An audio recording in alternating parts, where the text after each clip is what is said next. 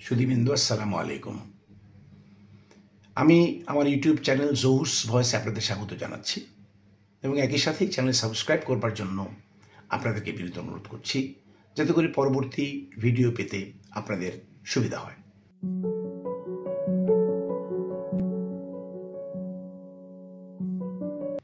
ক্যান্টনমেন্টে মিটিং কেন? কি বলেছেন সেনাপ্রধান? গত বুধবার অর্থাৎ 21 মে 2025 তারিখে অফিসারদের সমন্বয়ে ঢাকা সেনানিবাসে একটা মিটিং অনুষ্ঠিত হয়েছে সকাল 10টায়। উক্ত মিটিংয়ে সেনাপ্রধান চলমান পরিস্থিতি নিয়ে অফিসারদের উদ্দেশ্যে তার বক্তব্য প্রদান করেছেন প্রায় 30 মিনিট। এরপর প্রশ্নোত্তর পর্বে অংশগ্রহণ করেছেন 1 ঘন্টার বেশি সময় ধরে। বোধ করে মিটিংটা হবার কথা ছিল 20 মে, কিন্তু তার পরিবর্তে এটি অনুষ্ঠিত হয়েছে গতকাল অর্থাৎ 21 মে 2025 তারিখে। সেনাপ্রধান হিসেবে তিনি তার অধীনস্থদের সাথে কথা বলবেন, মত বিনিময় করবেন, এটিই প্রচলিত পদ্ধতি। একজন কমান্ডার হিসেবে অধীনস্থদের সাথে যোগাযোগ বা ক্লোজ কন্ট্যাক্ট রাখা এবং সর্বশেষ পরিস্থিতি সম্পর্কে সকলকে অবহিত করা সার্ভিস রিকোয়ারমেন্টের আওতাধীন। নর্মাল কমান্ড চ্যানেল ছাড়াও মাঝে মাঝে সরাসরি কথা বলাটা উত্তম। পিস এবং ওয়ার টাইম দুটো সময়ে অধীনস্থদের সাথে সরাসরি কথা বলাটা একটা প্রচলিত রীতি, যা পৃথিবীর সব সেনাবাহিনীতেই রয়েছে। তাছাড়া দেশের বর্তমান পরিস্থিতিতে এই ধরনের যোগাযোগ অবশ্যই প্রয়োজন এবং তা অধীনস্থদের মনোবল বৃদ্ধি এবং মনোবল রক্ষায় সহায়কও বটে। সুতরাং এই ধরনের মিটিং নিয়ে কানাঘুষা করা বা বিরূপ কোনো চিন্তাভাবনা করা বা এর মধ্যে বিদ্রোহের আভাস বা আলামত খোঁজার অভিপ্রায় নিতান্তই সুস্থ মন মানসিকতার পরিচায়ক নয়। ইতিমধ্যেই সেনানিবাসের বক্তব্যের বিষয়গুলো বিভিন্ন মিডিয়ায় বিভিন্নভাবে প্রকাশিত হয়েছে। আমিও সেই হিসেবে সেই বক্তব্যের কিছু অংশ জানতে পেরেছি এবং তারই আলোকে সেনাপ্রধানের বক্তব্যের সারাংশ সংক্ষিপ্ত আকারে আপনাদের কাছে উপস্থাপন করছি। প্রথমেই সেনাবাহিনী প্রধান সকল সেনা সদস্যদের ধন্যবাদ জানান এই জন্য যে গত 5 অগস্ট 2024 তারিখ থেকে দেশের সার্বিক পরিস্থিতি স্থিতিশীল রাখতে তারা অক্লান্ত পরিশ্রম করে যাচ্ছে।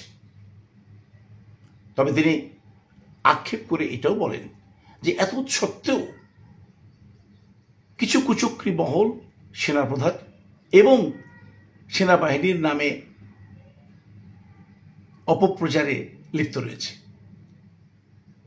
2, তিনি আবারও দৃঢ়তার সাথে নিজের অভিপ্রায় ব্যক্ত করে বলেন যে যথাশীঘ্র সম্ভব সুষ্ঠু নির্বাচনের মাধ্যমে রাজনৈতিক সরকার ক্ষমতা গ্রহণ করলে তিনি সেনা সদস্যদের নিয়ে দ্রুত সেনানিবাসে ফিরে যাবেন এবং এটি অর্থাৎ সেই নির্বাচন এই বছরের মধ্যেই অনুষ্ঠিত হবে বলে তিনি আশাবাদ ব্যক্ত করেন। 3, এত দীর্ঘ সময় সেনা সদস্যরা সেনানিবাস ছেড়ে শান্তি শৃঙ্খলা রক্ষার কাজে সেনানিবাসের বাইরে অবস্থান করলে দেশের প্রতিরক্ষা ব্যবস্থাপনায় একটা ঝুঁকির সম্ভাবনা থেকে যায় এবং এই সুযোগে চক্রান্তকারী বা ষড়যন্ত্রকারীরা পানি ঘোলা করে তাতে মাছ শিকার করার সুযোগ খুঁজতে থাকে বলে তিনি সকলকে অবগত করেন। 4, করিডোর বিষয়কে তিনি অত্যন্ত স্পর্শকাতর ও ঝুঁকিপূর্ণ হিসেবে আখ্যায়িত করে একটা প্রক্সি ওয়ারের দিকে দেশকে ঠেলে দেওয়া হচ্ছে কিনা তা নিয়ে সন্দেহ প্রকাশ করলেও ফাইনালি তিনি বলেছেন there will be no corridor. 5, তাছাড়া করিডোর এবং চট্টগ্রাম বন্দর নিয়ে কোনো পদক্ষেপ নেয়ার প্রয়োজন পড়লে নির্বাচিত সরকার কর্তৃক সেটা করাটা অধিক যৌক্তিক এবং গ্রহণযোগ্য হবে বলে তিনি তার ব্যক্তিগত মত প্রকাশ করেছেন। 6, সংস্কার বিষয়ে তিনি শুরু থেকেই সরকারকে প্রয়োজনীয় পদক্ষেপ নেবার জন্য অনুরোধ করে আসছেন বলে জানান। তবে সংস্কার এবং অন্যান্য গুরুত্বপূর্ণ বিষয়ে সরকারের বর্তমান অবস্থান সম্পর্কে তিনি পুরোপুরি অবহিত নন বলে উল্লেখ করেন। 7, জাতিসংঘ কর্তৃক জুলাই আন্দোলন বিষয়ে যে রিপোর্ট তৈরি করা হয়েছে তাতে সেনাবাহিনীর কোনো বক্তব্য বা মতামত গ্রহণ করা হয়নি বলে তিনি উল্লেখ করেন, যা সম্পর্কে সরকার অবহিত আছে। আর তিনি দৃঢ়তার সাথে বলেন যে দেশ ও জাতি বা জনগণের ক্ষতি হয় এমন কোনো কাজ সেনাবাহিনী করবে না, বা কেউ করতে চাইলে অবশ্যই তাকে নিবৃত্ত করা হবে। তিনি সেনাবাহিনীর জন্য নির্বাচিত সরকারের মধ্যেই প্রকৃত অভিভাবক পাওয়ার প্রত্যাশা ব্যক্ত করেন।